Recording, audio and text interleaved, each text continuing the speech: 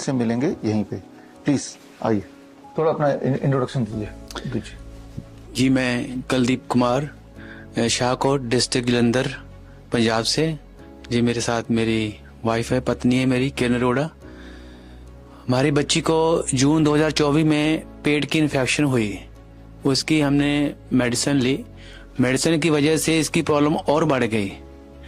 फिर क्या हुआ, अब डॉक्टरों ने इसको बोला भी आप डीएमसी हॉस्पिटल ले जाओ लुधियाना में। ज़्यादा मतलब थोड़ी इसकी पेशेंट खराब हो गई। वहाँ हम इसको डीएमसी हॉस्पिटल लुधियाना में ले गए और डॉक्टरों ने वहाँ इसको डायग्नोज किया कि इसको तो हार्ट की जो पंपिंग बहुत कम हो रही है और इसको आप 4-5 दिन हम वहाँ पर रहे।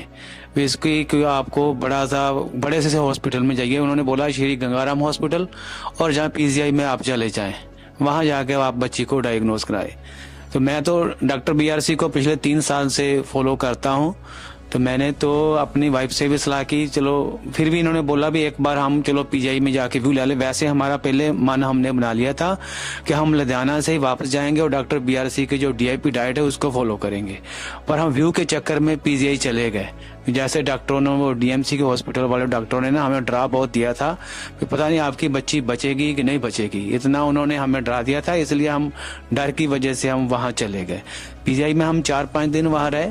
वहाँ पे उन्होंने, जो उनके डॉक्टर थे, उन्होंने सारा ट्रीटमेंट ही इसके इतने टेस्ट कर दिए, हमारी बच्ची के इतने टेस्ट कर दिए जो तो मतलब पहले से भी ज्यादा कमजोर हो गई। तो फिर उन्होंने यही बोला कि इसका एक ही हाल सोल्यूशन है, इसको हार्ट ट्रांसप्लांट ही कराना पड़ेगा। फिर मैंने अपनी वाइफ से सलाह की, हमने घर पे अपने माता पिता से बात की कि हम तो छुट्टी लेके घर वापस आ रहे हैं और डॉक्टर बीआरसी को फॉलो करेंगे। उनकी टीम से हमको पता था कैसे कांटेक्ट करना है इनसे, वो कांटेक्ट करेंगे। हम छुट्टी लेके घर आ रहे हैं। फिर परमात्मा का नाम लिया, मंदिर में माथा टेका और घर आ गए। डॉक्टर बीआरसी का जो ट्रीटमेंट था हमने शुरू कर दिया। 3 दिन लगे हमारी बच्ची को रिकवर होने में। वहाँ डॉक्टर जैसे हमको बोल रहे थे पता नहीं बच्ची बचेगी कि नहीं बचेगी, बट वो डीआईपी डाइट से जो डॉक्टर बीआरसी का जो फार्मूला था, 3 दिन के बाद ही हमें इसके इम्प्रूवमेंट नजर आनी शुरू हो गई। और 10 दिन के बाद इस बच्ची ने एक शादी में डांस मचा के सबको हैरान कर दिया। हमारे सारे रिश्तेदार खुश हो गए। जो इतनी बच्ची 15-20 दिन लगातार ही हम हॉस्पिटल में रहे, अब बहुत बढ़िया तरीके से रिकवर हो गई। हम अपने दिल से डॉक्टर बीआरसी का धन्यवाद करते हैं। हमारे पास शब्द नहीं है किन शब्दों से उनका धन्यवाद करें। वाकई वो जो उनके लिए शब्द बोले जाते हैं, वो धरती पे भगवान है। वाकई वो धरती पे भगवान है। हम कोटि कोटि उनका धन्यवाद करते हैं। कुछ ऐड करना चाहेंगे आप? अच्छा, हाँ, मैं बच्ची की मदर। हम लोग इसे लेकर, जैसे इसे प्रॉब्लम शुरू हुई 31 मई को इसे प्रॉब्लम शुरू हुई, उस वक्त हम लोगों ने इसे हल्की सी मेडिसिन लेके दी। स्टार्टिंग में इसे पेट की प्रॉब्लम थी, पेट में इन्फेक्शन बताई गई। उसके बाद इसे जॉन्डिस डायग्नोज हुआ, उसका ट्रीटमेंट शुरू हुआ, बट उससे इसके पेट की प्रॉब्लम में कोई फर्क नहीं पड़ रहा था। तो हम लोगों ने इसे जलंधर में लेकर गए बच्चों के हॉस्पिटल। वहाँ पर इसे हार्ट की प्रॉब्लम शो हुई। उन्होंने डायग्नोज किया कि इसकी हार्ट की पंपिंग में प्रॉब्लम है, आप किसी कार्डिक की तरफ ले जाओ इसे। तो हम लोग कार्डिक लुधियाना में लेकर गए। वहाँ पर इसकी पंपिंग 12 से 15% शो हुई। तो उन्होंने बोला कि इसका कोई सोल्यूशन नहीं है। काफी सारे इसके टेस्ट हुए, टेस्ट में कोई बात नहीं आ रही थी, कोई प्रॉब्लम शो नहीं हो रही थी, किसकी वजह से इसकी हार्ट की पंपिंग में प्रॉब्लम आई। तो फिर उन्होंने हार्ट ट्रांसप्लांट की ओर हमें जाने को कहा, बट हम लोग हार्ट ट्रांसप्लांट की ओर नहीं जाना चाहते थे। हम लोग सर्जरी की तरफ नहीं जाना चाहते थे। हम लोग इसे ऐसे ही रिकवर करना चाहते थे, चलो इसकी रिकवरी ऐसे ही हो जाए किसी मेडिसिन के साथ या किसी और वजह से। तो उन्होंने हमें इतना मेंटली इतना टॉर्चर समझ लो किया, जब बच्चे के इतने ज़्यादा टेस्ट किए कि हम लोग इतना डर गए थे। हमें लगता था कि आज रात बच्ची सो रही है, पता नहीं कल सुबह हमारे साथ क्या होगा। बच्ची जब रात को, कई बार इससे इतनी ज़्यादा दिक्कत हो जाती थी वहाँ पर। तो हम लोग लुधियाना ने तो 5 दिन इसे ऑक्सीजन पर भी रखा। उन्होंने बोला कि इसकी कंडीशन इतनी सीरियस है जो ऑक्सीजन के बिना रह नहीं सकती। तो वहाँ पर मेंटली इतना हमें टॉर्चर किया गया कि हमें लगता नहीं था जो आज रात हम लोग मीनिंग सो रहे हैं, सुबह हमारी बच्ची सुबह उठेगी भी या नहीं। उन्होंने बोला था कि इसकी हार्ट बीट कभी भी बंद हो सकती है। भी इसके पास बिल्कुल भी टाइम नहीं है। अभी 2-4 दिन में ही अगर आपको डिसाइड करना है कि इसका ट्रांसप्लांट करवाना है या नहीं करवाना है, आपको 2-4 दिन में ही डिसीजन लेना पड़ेगा, क्योंकि अभी बच्चा आपका बोल रहा है, खा पी रहा है, उसके बाद ये एकदम से बंद हो जाएगा। इसका खाना पीना बोलना एकदम से बंद हो जाएगा, तो उस वक्त आपके पास टाइम नहीं बचेगा कि आप हार्ट ट्रांसप्लांट इसका करवा सको। इसकी लाइफ बहुत शॉर्ट, उन्होंने बोला कि इसकी लाइफ बहुत शॉर्ट है। तो फिर उन्होंने बोला कि आप ट्रांसप्लांट के लिए जहाँ तो इसे दिल्ली ले जाओ, जहाँ इसे चंडीगढ़ ले जाओ। फिर हम लोगों ने चंडीगढ़ जाने का चलो सोचा, हम लोग इसे चंडीगढ़ ले जाते हैं। चंडीगढ़ जाने के बाद भी उन्होंने इसकी ऑक्सीजन तो बंद कर दी, बट इसके इतने ज्यादा टेस्ट किए जो लड़की फिजिकली तो वीक होनी ही थी, मेंटली भी इतनी ज्यादा टॉर्चर हो गई कि इसे रात को भी डर लगने लगा। इसे खुद भी महसूस होने लगा कि इसकी लाइफ अब खत्म हो रही है। इसने 1-2 बार हमें खुद कहा भी कि मैं अब नहीं बचूंगी। किसी भी माँ बाप के लिए ये बात सुनना बहुत मुश्किल है कि उसका बच्चा खुद उन्हें बोल रहा है कि उसके पास अब टाइम नहीं है। उस वक्त हम लोगों के लिए कोई भी डिसीजन लेना इतना आसान नहीं था। हम लोग चंडीगढ़ में 5 दिन के लिए रहे। वहाँ इसके इतने ज्यादा टेस्ट हुए कि इसकी वेन्स में ब्लड आना बंद हो गया। इसकी वेन्स से जो लास्ट डे जिस दिन हम लोग डिस्चार्ज हुए, सुबह इसके जो टेस्ट हुए और उसकी वेन से ब्लड नहीं आ रहा था, बट वो नर्स इतना इसे जबरदस्ती कर रहे थे टेस्ट लेने के लिए। तो बच्चा इतना ज्यादा रो रहा, पूरे आईसीयू में सब लोग इसकी तरफ ही देख रहे थे। तो बच्चा इतनी ज्यादा मेंटली स्ट्रेस में था। फिर उन्होंने बोला कि इसकी वेन्स में ब्लड नहीं आ रहा है, इसके गर्दन में पाइप डालनी पड़ेगी, उसके साथ हम लोग टेस्ट करेंगे आगे। तो उन्होंने एक डॉक्टर थे वहां पर, जूनियर डॉक्टर, उन्होंने हमारी कुछ हेल्प की। उन्होंने बोला कि जो कैनुला इसकी गर्दन पे लगेगा यहाँ पर, उसमें एक नीडल डाली जाएगी पहले। वो नीडल में भी इसके लंग्स में लग सकती है, उसकी वजह से इसके लंग्स में इन्फेक्शन हो सकती है। जहाँ इसके हार्ट में लग सकती है तो उसकी वजह से इसके हार्ट से ब्लीडिंग शुरू हो सकती है। अगर इसके हार्ट से लगने की वजह से इसके हार्ट से ब्लीडिंग शुरू हो जाती तो हमारे पास कोई और सोल्यूशन नहीं रहता हार्ट ट्रांसप्लांट के सिवा, क्योंकि वहां पर भी उन्होंने हमें यही सलाह दी थी कि चंडीगढ़ में भी कि इसका सोल्यूशन सिर्फ हार्ट ट्रांसप्लांट ही है, उसके अलावा इसका मेडिसिन में कोई ट्रीटमेंट नहीं है, इसका ट्रीटमेंट नहीं हो सकता। आपके पास टाइम बहुत कम है, आप एकदम से डिसाइड करो कि आपको हार्ट ट्रांसप्लांट करवाना है या नहीं करवाना है। मीनिंग इसकी हार्ट बीट कंट्रोल में नहीं है। बट हम लोगों ने फिर ट्रांसप्लांट की ओर ना जाकर हम लोगों ने डॉक्टर BRC से कांटेक्ट किया। इन्होंने हमें श्योरिटी दी कि बच्चा 100% ठीक हो सकता है। हम लोग इनकी टीम को और इनको इतना धन्यवाद देते हैं कि इन्होंने हमारी बच्ची की जान बचाने में हमारी बहुत ज़्यादा हेल्प की है। उस वक्त हॉस्पिटल्स में ये होता है कि आप हमारा खर्चा जो था वो प्लस में जा रहा था, मीनिंग हमारा खर्चा तो हो ही रहा था, बच्ची की जो रिकवरी थी वो माइनस में जा रही थी। इसकी जो हेल्थ पहले से भी कमज़ोर होती जा रही थी, तो टेस्ट करने की वजह से इसकी हालत माइनस में जा रही थी। रिकवरी बिल्कुल भी जीरो से भी कम हो रही थी। तो फिर हम लोगों ने जैसे इनकी टीम से कांटेक्ट किया और हम लोगों ने खुद भी डिसाइड किया कि हम लोग अब यहाँ से छुट्टी लेकर डिस्चार्ज होकर घर जाएंगे और इनका ही ट्रीटमेंट फॉलो करेंगे। तो हम लोगों ने पूरा मन बनाकर बड़े मन से पूरा स्टैंड लेना किसी भी पेरेंट्स के लिए बहुत मुश्किल है कि उनका बच्चा हॉस्पिटलाइज हो और डॉक्टर उन्हें इतना डरा रहे हों। उस वक्त ये डिसीजन लेना किसी भी पेरेंट्स के लिए बहुत मुश्किल है कि हम लोग बच्चे को लेकर घर जा रहे हैं, क्योंकि उन्होंने बोला था कि बच्चा आपका घर तक भी नहीं पहुंच पाएगा, इसको घर जाते समय कोई भी दिक्कत हो सकती है, इसकी हार्ट भी रास्ते में ही बंद हो सकती है। बट फिर भी हम लोगों ने पूरा मन बनाकर इसे घर लेके गए और डॉक्टर BRC की टीम से कांटेक्ट में रहे। उन्होंने हमें काफ़ी सारी एक्सरसाइज बताई, ब्रीदिंग एक्सरसाइज, जिसकी वजह से इसकी हार्ट में सांस लेने में इसे आसानी होनी शुरू हो गई। जो इन्होंने हमें हॉट वाटर का ट्रीटमेंट दिया, वो ट्रीटमेंट हमने किया। इसके पॉइंट्स पैरों में जो प्रेस करने थे वो बताए गए, और जो इनका DIP डाइट चार्ट है वो पूरा का पूरा हम लोग फॉलो कर रहे हैं। और 3-4 दिन के बाद ही बच्चे ने हमारे ने रिकवर होना शुरू कर दिया। तो इसके मेंटल लेवल में भी सुधार हुआ। जो मेंटली जो पूरी तरह से टॉर्चर हो चुकी थी वहां पर बच्ची, जो पूरी तरह से पहले से नॉर्मल बच्चों की तरह बिहेव करने लगी, अब तो बिल्कुल ठीक है। और वहां से आए हुए तकरीबन 15 दिन हो चुके हैं हमें। बच्चा पूरी तरह से कवर हो चुका है हमारा। उसकी हेल्थ पहले से बहुत अच्छी हो चुकी है। खाना पीना उसका रेगुलर है। सांस लेने में उसे कोई दिक्कत नहीं है। चलने फिरने में उसे कोई दिक्कत नहीं है। हम लोगों ने उसे फंक्शन भी अटेंड कराया, पूरी तरह से वो नॉर्मल रही। इस बात के लिए हम डॉक्टर BRC का पूरे तहे दिल से धन्यवाद करते हैं कि उन्होंने हमारे बच्चे की जान के साथ साथ हमारी पूरी लाइफ ही चेंज कर दी है।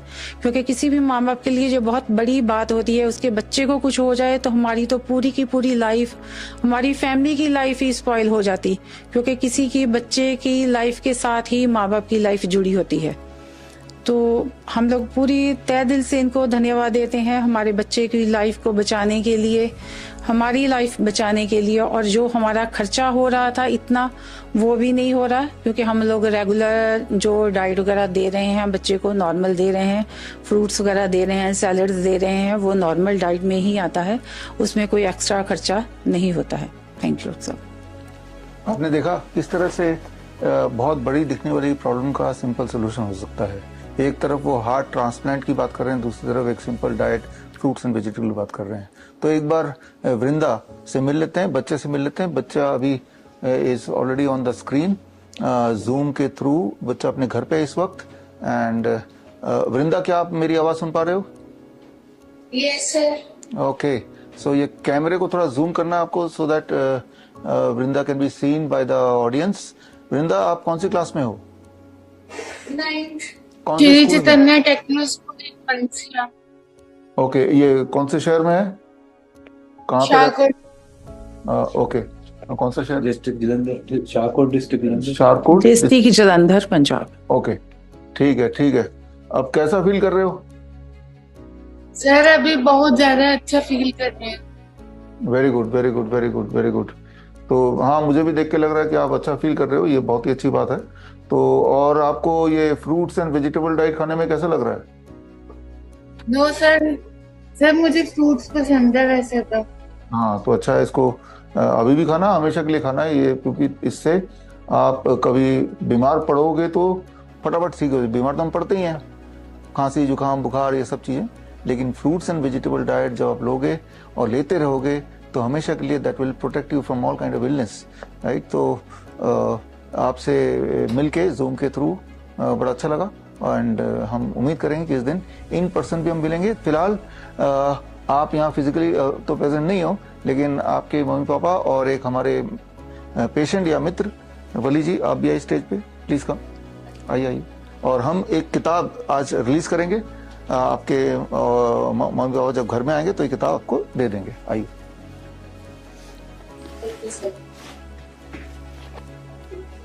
आज के दिन ये किताब रिलीज कर रहे हैं क्योंकि इन्होंने मॉडर्न मेडिसिन से या उनके षड्यंत्र को हरा के इन्होंने एक नया मिसाल तैयार किया। तो हमने सोचा कि इस नई किताब का जो लॉन्च है वो इन्हीं के हाथों हो।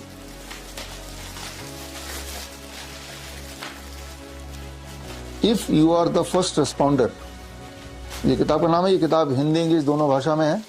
ये किताब जो लोग मुझे अभी देख रहे हैं अलग अलग सोशल मीडिया प्लेटफॉर्म पे, ये किताब आपको अगर चाहिए तो आप स्क्रीन पे दिए हुए लिंक में जाके इसको फ्री डाउनलोड कर सकते हैं, हिंदी इंग्लिश में पढ़ सकते हैं। हालांकि अलग अलग ऑनलाइन स्टोर में ये बिक रहा है, लेकिन फ्री डाउनलोड हमारे वेबसाइट पे आपको मिल जाएगा। और ये सिर्फ एक किताब नहीं, किताब के साथ ये पूरा किट है, जैसा आप देख रहे हैं, रैपिड एक्शन किट। यानी कि जब भी कभी कोई मेडिकल इमरजेंसी हो तो आप उस वक्त लाचार ना फील करें, उसके लिए ये किताब है, छोटी सी किताब और साथ में एक किट। ये किट आप हमसे भी ले सकते हैं, किट खुद भी बना सकते हैं। वो कैसे? ये ई बुक को आप डाउनलोड कर लीजिए इस वक्त और उसमें जो इंस्ट्रक्शन लिखे हैं उनको फॉलो कीजिए। किट बनाने के लिए क्या क्या सामान चाहिए वो फॉलो कीजिए। इसमें वीडियो लिंक्स बहुत सारे दिए हैं, जिसमें अगर बुक पढ़ के थोड़ी कंफ्यूजन हो तो वीडियो लिंक में जाके आप उसको प्रैक्टिकली भी देख सकते हैं। तो इस तरह से आप खुद का एक रैपिड एक्शन किट बना सकते हैं घर बैठे ही, घर के सामान से ही, ताकि कभी कोई बेहोश हो जाता है, कभी किसी को हार्ट अटैक आ जाता है, कार्डियक अरेस्ट हो जाता है, या अस्थमा अटैक हो जाता है, तो या नोजिया फील कर रहा है, वॉमिटिंग फील कर रहा है, इस तरह के इमरजेंसीज में 16 मेडिकल इमरजेंसीज में ये आपके लिए कारगर हो सकता है। यानी कि बजाय इसके कि आप हॉस्पिटल जाएं और दोबारा डॉक्टरों के ट्रैप में आ जाएं, उस प्रॉब्लम को वहीं आपने सॉल्व कर दिया by using the science of integrated medicine, जहाँ आयुर्वेद है या नेचुरोपैथी है या एक्यूप्रेशर है या पोस्चरल मेडिसिन है। इनके साइंस के को यूज करते हुए बड़े दिखने वाले प्रॉब्लम का आसान सोल्यूशन घर बैठ के आप ले सकते हैं। तो खैर, इस टॉपिक में थोड़ा और आगे बात करेंगे और आप सब आए और आपको धन्यवाद। और आपके स्टोरी से आई एम श्योर कि लोग इंस्पायर होंगे, खास तौर पे जो अपने हार्ट की बात देखी, जो लोग मुझे सुन रहे हैं और वो अगर हार्ट पेशेंट हैं और इस तरह की स्टोरी से अपने आप को रिलेट करते हैं और वो भी ठीक होना चाहते हैं, तो कोई ज़रूरी नहीं कि इनकी तरह आप मुझसे कांटेक्ट करेंगे तभी आप ठीक होंगे। घर बैठे जहाँ भी बैठे हैं वहीं बैठ के आप DIP डाइट ऑनलाइन ढूंढ सकते हैं। और अगर और डिटेल में जानना है तो ये एक किताब है हार्ट केयर पे, fish tank model for heart care, ये लास्ट ईयर हमने रिलीज की थी और ये किताब भी आप स्क्रीन पे दिए हुए लिंक में जाके फ्री डाउनलोड कर सकते हैं या फिर ऑनलाइन स्टोर्स हैं दुनिया भर के, वहाँ जाके खरीद भी सकते हैं। तो यानी कि बड़े दिखने वाले प्रॉब्लम का आसान सोल्यूशन हो सकता है, वो भी घर बैठे, वो भी विदाउट इवन मीटिंग मी और कमिंग टू माई हॉस्पिटल। इरादा ये है कि आप जल्दी ठीक हो जाएं और मुफ्त में ठीक हो जाएं। तो खैर, आप सब आए, धन्यवाद, thank you, thank you, thank you. आपने अभी देखा, अभी जाना कि ये दोनों के दोनों पेशेंट, एक कैंसर पेशेंट एंड एक हार्ट पेशेंट, कैसे इन्होंने कीमोथेरेपी से जान छुड़ाई, बोन मैरो ट्रांसप्लांट से अपने आप को बचाया, या कैसे हार्ट ट्रांसप्लांट से बचाया और पूरी तरह नॉर्मल हुए by a simple DIP diet. एक ऐसा डाइट जिसको करने के लिए आपको मुझसे मिलने की जरूरत नहीं है, आप अपने घर बैठे ही कर सकते हैं, आसानी से कर सकते हैं। आई एम श्योर जो लोग मुझे सुन रहे हैं इनमें से काफ़ी लोग ऐसे होंगे जिन्होंने DIP डाइट का लाभ ऑलरेडी लिया है, अभी भी ले रहे हैं। ये दो जो मैंने केस स्टडी आपको दिखाया, जो मिलवाया, इनके सच्चाई को जानना अगर चाहते हैं गहराई से, तो स्क्रीन पे दिए हुए लिंक में जाके इनके सारे मेडिकल हिस्ट्री अलग अलग हॉस्पिटल के आप देख सकते हैं, जिससे आपको भरोसा हो जाएगा कि किस प्रकार का ये ट्रैप बनाया गया और कैसे ये ट्रैप से बाहर निकले। तो ट्रैप से बाहर निकला मतलब ये कि आपने अंग्रेजों से तो आज़ादी पा ली है, लेकिन अंग्रेजी दवाई का जो षड्यंत्र है उससे मुक्ति पाना मुश्किल है, उससे मुक्ति पाना ज़रूरी भी है। लेकिन एक सवाल जो दिमाग में आएगा वो सवाल ये कि ये सारी जो बड़े दिखने वाली बीमारियां हैं उनका इतना आसान सलूशन जैसे DIP डाइट होने के बावजूद भी बहुत कम इसका प्रचार क्यों है, बहुत कम इसका प्रोपेगेशन क्यों है। जाहिर सी बात है, जो लोग मुझे सुन रहे हैं आप सब DIP डाइट या 3 step flu diet, 0 volt therapy, इन सब का प्रचार करते हैं, लेकिन that is very very small in comparison to the propaganda by the modern medicine.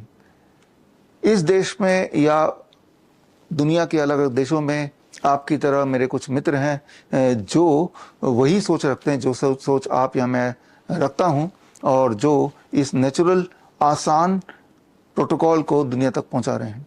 ऐसे ही एक नाम को आज मैं याद करना चाहूँगा आगे बढ़ने से पहले, और ये नाम है एंथनी कुप्पा। एंथनी कुप्पा जो मलेशिया के सिटीज़न हैं, या थे मैं बोलूँ, और ये DIP डाइट के फॉलोअर भी रहे हैं, और पिछले 10 वर्षों में मलेशिया में उसके आसपास के देशों में DIP डाइट का प्रचार करने में हमारी मदद की, और प्रोपेगेट करने में और दुनिया को बताने में कि बड़े दिखने वाले प्रॉब्लम का छोटा सोल्यूशन, आसान सोल्यूशन हो सकता है। यही उनका गोल बन गया था। दुख के साथ मुझे आपको बताना पड़ रहा है, इसी महीने 10 जुलाई को एंथनी कुप्पा की डेथ हो गई at the age of about 76, और मौत का कारण है एक्सीडेंटली पानी से में डूब जाना। और उसके बाद जैसा कि प्रथा चली आ रही है कि किसी की अगर डेथ हो जाती है तो उसको हॉस्पिटल फिर भी ले जाते हैं, जबकि पता है कि डेड बॉडी का हॉस्पिटल कुछ कर ही नहीं सकती, जिंदा आदमियों को भी कुछ नहीं कर सकती ज़्यादा कुछ, तो मरे आदमी को कैसे वो जिंदा करेगी या क्या फ़ायदा करेगी। लेकिन ये बाई प्रोटोकॉल है, एक प्रथा बनी हुई है कि डेड बॉडी है तो भी उसको हॉस्पिटल ले जाओ। और जब एंथनी कुप्पा जी को हॉस्पिटल ले जाया गया तो वहाँ पे डॉक्टर ने उन पे कोरोना टेस्ट किया और बोला एंथनी कुप्पा कोरोना पॉजिटिव हैं, हम इनकी बॉडी नहीं दे सकते। सो पहले ही दुख था, मातम था घर में, इनके परिवार में, लेकिन अब एक और दुख आ गया कि आखिरी दर्शन भी एंथनी कुप्पा का कोई नहीं कर पाया और ना ही कोई फ्यूनरल या अंतिम संस्कार हो पाया। तो ये एक सोचने वाली बात है कि एक डेड बॉडी कैसे कोरोना फैला सकता है। पहली बात तो कोरोना एक बहुत बड़ा झूठ है जो आपको पता ही है, और दूसरी बात, अगर कोई इन्फेक्शियस डिजीज है भी तो जब कोई इंसान ब्रीथ नहीं कर सकता, बोल नहीं सकता, तो इन्फेक्शन को वो फैला भी नहीं सकता। ये बात आपने क्लास 8 में पढ़ी है। एक छोटे से उदाहरण से मैं आपको समझाता हूँ। मान लीजिए पेन ड्राइव आपकी बॉडी है और इसके अंदर जितने डाटा स्टोर्ड है वो बॉडी के अंदर जो वायरस है वो है। इसके अंदर जितने मर्जी डाटा स्टोर्ड हो, ये डाटा अगर आप चाहते हैं कि दुनिया में फैलाएं, ये तभी फैल सकती है जब इस पेन ड्राइव को लेके आप किसी कंप्यूटर से जोड़ेंगे, तभी इसके डेटा को आप कंप्यूटर के माध्यम से पूरे दुनिया में फैला सकते हैं। अदरवाइज ये बॉडी, इसके अंदर का डेटा बाहर निकल नहीं सकता। ठीक उसी तरह से आपके बॉडी में कितना भी वायरस बैक्टीरिया क्यों ना हो, ये अगर दुनिया तक पहुंचाना फैलाना है तो आपको भी अपने आप को कनेक्ट करना with life, breathing and mouth से बोलना। जब सांसें निकलेंगी, जब ब्रीदिंग होगा, इंसान जिंदा होगा, तभी अंदर की चीज़ें बाहर आ सकती हैं। अदरवाइज आपकी बॉडी अगर डेड है तो इस पेन ड्राइव की तरह है कि इसमें कितना मर्जी डेटा है वो दुनिया में विजिबल हो नहीं सकती। तो एक dead body is like a stone, और उससे कोई भी किसी तरह का इन्फेक्शन नहीं फैल सकता। अगर फैलने वाला इन्फेक्शन हो तो भी नहीं फैल सकता। तो इस सब के बावजूद भी आपने देखा पिछले 2-3 सालों में जब भारत में भी कोई इंसान मर जाता था तो डॉक्टर्स कोरोना पॉजिटिव के बहाने उसकी लाश देते ही नहीं थे। सवाल यह है कि उसकी लाश का क्या करते थे। उन दिनों ऐसे खूब सारे एविडेंसेस आए जो मेरे पास आज भी है, जिसमें ये सिद्ध होता था कि उस वक्त हॉस्पिटल्स अक्सर ऐलान कर देते थे किसी को अगर नया लंग चाहिए, किसी को अगर हार्ट ट्रांसप्लांट कराना हो, किडनी ट्रांसप्लांट कराना हो, आई ट्रांसप्लांट कराना हो, तो करोड़ों रुपए में वो सारे कुछ अवेलेबल उपलब्ध करा रहे थे उस वक्त हॉस्पिटल्स। जरा सोचिए, क्या आपके घर के आसपास या हमारे देश में कोई हार्ट बनाने की फैक्ट्री खुल गई है, कोई लंग बनाने की फैक्ट्री खुल गई है? आपको ये पता है कि हार्ट ट्रांसप्लांट तभी पॉसिबल है जब कोई इंसान मर गया हो और मरने के 4 से 6 घंटे के अंदर ही उसका हार्ट निकाल के किसी और के अंदर जहाँ ट्रांसप्लांट करना है उसके अंदर डाल दिया गया हो। ये तभी पॉसिबल है जब ये कोइंसिडेंस हो कि एक इंसान मरने वाला है और एक इंसान मर गया है, दोनों के बीच का गैप 4 से 6 घंटे का है और सक्सेसफुली उतने टाइम में हार्ट को उठा के डाल दिया। जबकि जो मैं सस्पेक्ट करता हूं, जिस तरह के रिपोर्ट पहले आ रहे थे, वो ये कि एक इंसान अपने पैरों पे चल के हॉस्पिटल गया, हॉस्पिटल ने टेस्ट किया, कोरोना पॉजिटिव बता के उसको हॉस्पिटल में धर लिया गया, जमा कर लिया गया और उसके बाद से वो कभी बाहर नहीं आया। क्यों ना ऐसा माना जाए कि उसको बंधक बना लिया और जब किसी का हार्ट ट्रांसप्लांट का ऑर्डर आया तब उसको मार डाला गया और उसके हार्ट को निकाल के बेच डाला गया। क्यों ना ऐसा मान लिया जाए। तो इस तरह के बहुत सारे खुलासे दुनिया भर में होते ही रहते हैं। तो अब सवाल ये आता है, मैं अगर आपसे पूछता हूं, जो एक क्लियर कट सफेद झूठ है कि डेड बॉडी से इंफेक्शन फैल सकता है, इसीलिए डेड बॉडी को हमें जमा करना हॉस्पिटल में, किसी को उसको फ्यूनरल भी नहीं कर सकते, उसका अंतिम संस्कार नहीं कर सकते, उसको जला नहीं सकते। तो ऐसा जब भारत में हो रहा था, जबकि सबको पता ये सफेद झूठ है, लेकिन उसके बावजूद भी आप में से किसी ने आवाज क्यों नहीं उठाई?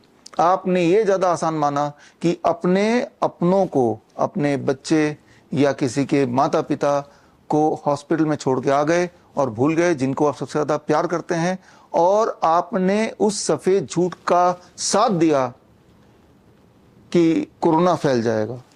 ये जो एक मानसिक परिस्थिति है, ये क्या मानसिक परिस्थिति है? ऐसा कैसे हो पाया? इससे कैसे बचा जाए? क्योंकि इस तरह की परिस्थिति अब दोबारा आने वाली नहीं है बल्कि आ चुकी है, और इस वक्त ये अटैक कर रही है 9 से 14 साल के बच्चों में, खासतौर पे लड़कियों में। इस बात को मैं समझाऊंगा। पहले ये समझते हैं कि ये जो मानसिक स्थिति है जिसमें एक सफ़ेद झूठ को भी हम विलिंगली एक्सेप्ट कर लेते हैं, आंख बंद कर लेते हैं, उसे सच मान लिया है, ऐसा ढोंग रचाते हैं, वो भी मास स्केल में। ये कैसे हो पाता है, ये कैसे हुआ हमारे देश में, देश दुनिया में, इसको समझना ज़रूरी है। अगर इसको नहीं समझेंगे तो कभी ना कभी ही हम दोबारा से इस तरह के ट्रैप में फंस जाएंगे, और जहां सवाल लाइफ एंड डेथ का हो वहां पे इस तरह के जाल से बाहर निकालने की प्लानिंग, इस तरह के ट्रैप से बाहर निकलने की, इस तरह की गुलामी से बाहर निकलने की प्लानिंग हमें पहले से कर लेनी चाहिए। After all it is about your life and death. तो आपकी मानसिक स्थिति इस प्रकार की है कि एक सफेद झूठ को भी आपने एज्यूम कर लिया, आपने लोगों को यूं ही बता दिया कि हम इसको सच मान रहे हैं, जबकि आपका अंतरात्मा बताती है कि ये सच नहीं है। तो एक राजा की कहानी, it is called emperors new cloth, जो आज से 190 साल पहले लिखी गई थी, और उस कहानी से मैं आपको उदाहरण से समझाना चाहता हूं कि ये मानसिक परिस्थिति क्या है और इस मानसिक परिस्थिति से बाहर निकलने के लिए क्या करना पड़ेगा, और जो लोग इसके अंदर ट्रैप्ड हैं उन्हें कैसे पहचानें और अपनी बचाव कैसे करें। After all it is a matter of your life and death.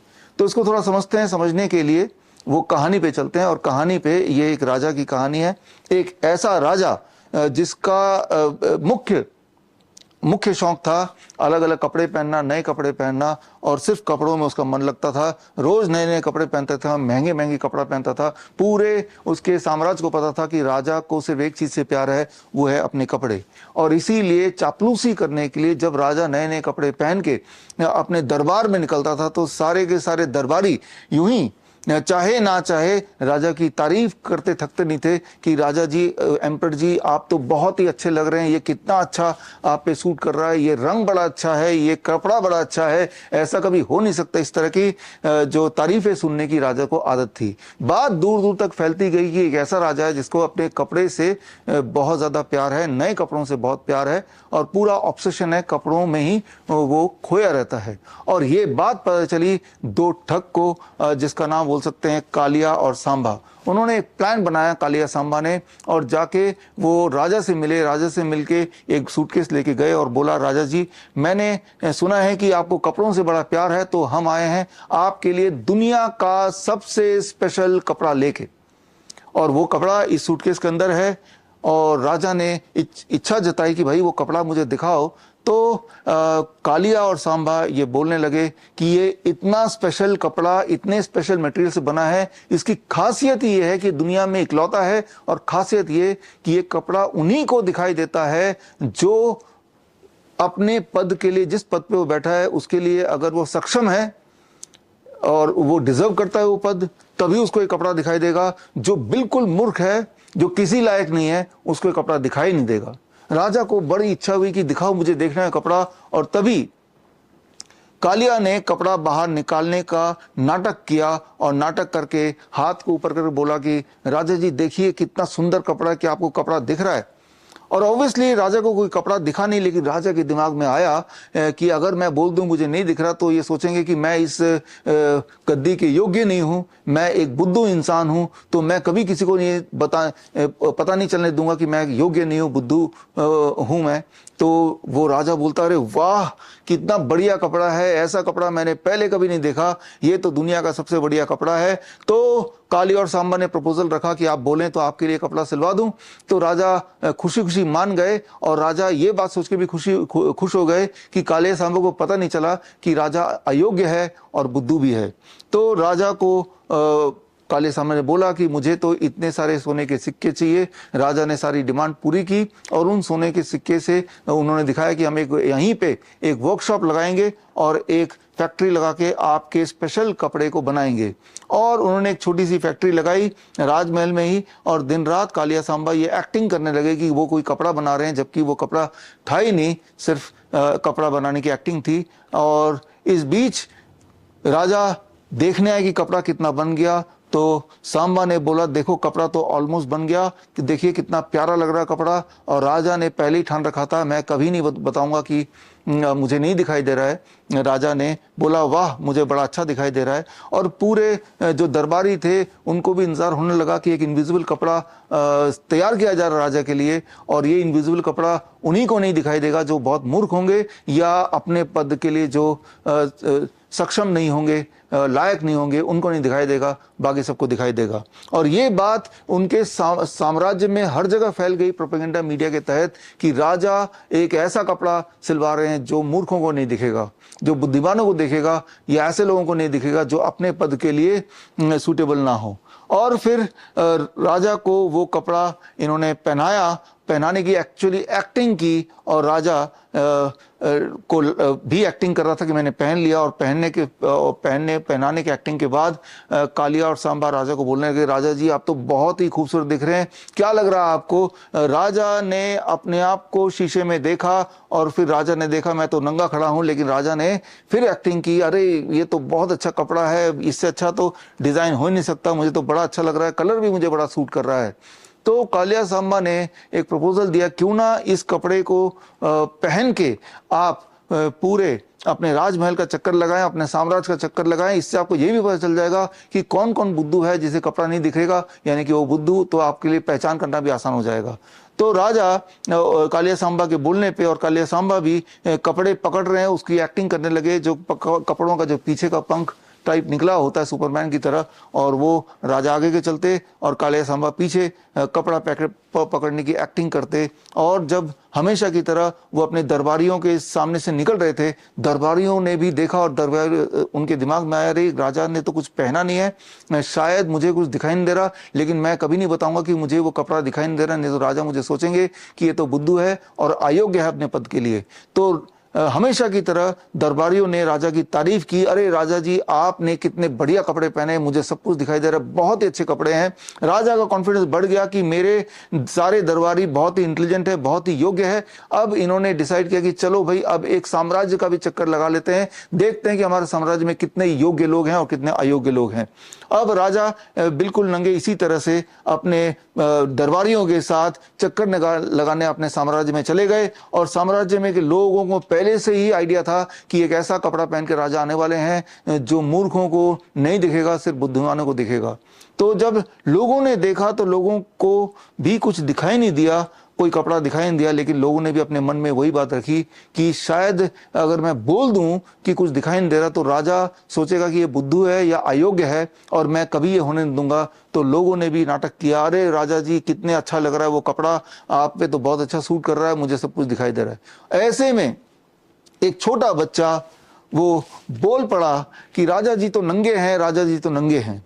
और ये सुनते ही एक और छोटी बच्ची वो भी बोल पड़ी, अरे राजा जी ने तो कोई कपड़े नहीं पहने हैं। और ऐसे करके कुछ बच्चे जब बोलने लगे और साथ साथ बाकी जो प्रजा थी वो भी फिर साथ साथ बोलने लगे, और तब भी जब सारी प्रजा बोलने लगी the emperor has no clothes on, the emperor has no clothes on, लेकिन फिर भी राजा ने एक्टिंग की कि उन्होंने कपड़े पहने हुए हैं, और उसी स्टाइल में वो अपने दरबारियों के साथ अपने किले में, अपने महल में दोबारा चले गए।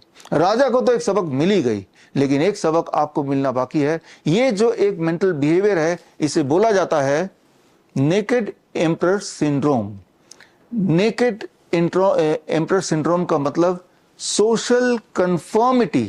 सोशल कंफर्मिटी का मतलब यह है कि सोशल प्रेशर को देखते हुए कोई सफेद झूठ को एज्यूम कर लेना, मान लेना या एक्टिंग करना कि मुझे ये सच ही लग रहा है, ताकि आप लोगों से अलग ना दिखो। इस डर से आप किसी भी झूठ का पार्ट बन सकते हो। That is known as naked emperor syndrome. इस पे कई सारे रिसर्च पेपर्स हैं जो आप देख रहे हैं। खास तौर पे एक रिसर्च पेपर ये है जो कोरोना के टाइम पे आया था 2021 में, जिसमें देखा गया था, हालांकि लोगों को, अधिकतर लोगों को पता चल गया था कि कोरोना एक सिर्फ और सिर्फ एक ढोंग है, एक मनगढ़ंत इमेजिनेशन है, लेकिन फिर भी सब लोग, इवन डॉक्टर्स भी, साइंटिस्ट भी, नेकेड एम्परर सिंड्रोम के तहत उस सफेद झूठ को खुद ही सच मान रहे थे या एक्टिंग कर रहे थे कि ये सच है। तो ये रिसर्च पेपर आप देखेंगे तो बड़े मजेदार लगेगा, लेकिन यहाँ पे मजे की बात नहीं है, यहाँ पे इंपॉर्टेंट बात यह है कि बात आपके लाइफ एंड डेथ की है। वो ऐसे कि मैंने 2 साल पहले आपको सबूत दे के बता दिया था, जो RT-PCR टेस्ट है वो RT-PCR टेस्ट आप किसी भी सैंपल पे कीजिए, मक्खी पे कीजिए, मच्छर पे कीजिए, कुत्ते पे कीजिए, बिल्ली पे कीजिए, टमाटर पे कीजिए, खरबूज पे कीजिए, कोई भी लिविंग सैंपल को अगर 10 बार टेस्ट करते हैं RT-PCR टेस्ट में, 10 में से 1 बार पॉजिटिव आता है और 9 बार नेगेटिव आता है। फिर दोबारा टेस्ट करेंगे उसी नंबर ऑफ सैंपल्स को, तो every time about 10% of the test will be on average positive, right, और 90% विल बी नेगेटिव। यानी कि आपने 100 लोगों का ग्रुप लिया, उन सबका टेस्ट कर दिया, तो उसमें से कोई ना कोई 10 लोग कोविड पॉजिटिव पाए जाएंगे। फिर उन्हीं 100 लोगों को दोबारा टेस्ट किया, तो जो लोग 10 लोग कोविड पॉजिटिव पाए गए थे वो नेगेटिव हो जाएंगे, और जो नेगेटिव थे वो पॉजिटिव हो जाएंगे। यानी कि कॉइन टॉस की तरह वो एक रैंडम टेस्ट है, उसका किसी कोविड से, किसी फ्लू से, किसी इन्फेक्शन से, किसी वायरस से दूर दूर का कोई लेना देना नहीं है। इस चीज को मैंने साबित किया था, एक्सपेरिमेंट करके दिखाया।